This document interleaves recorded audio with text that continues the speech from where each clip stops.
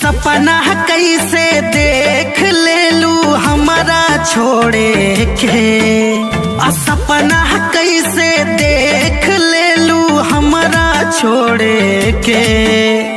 कहाँ से हुनर लैलू हो दिलवा तोड़े के। कहाँ से हुनर लैलू हो दिलवा तोड़े के।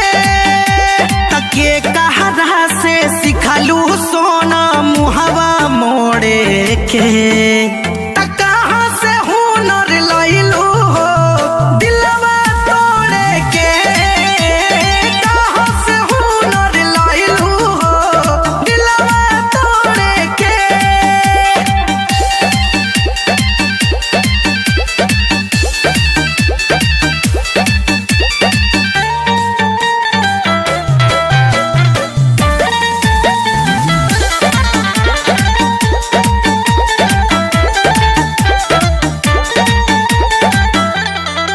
हम तो सोचानी ये जान तू न दान बाड़ू हो।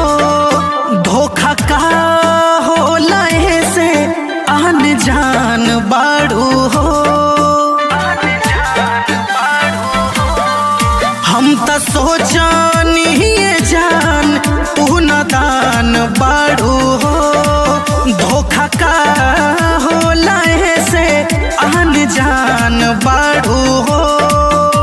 तके कर चेहरा देखलू आज भोरे भोरे के।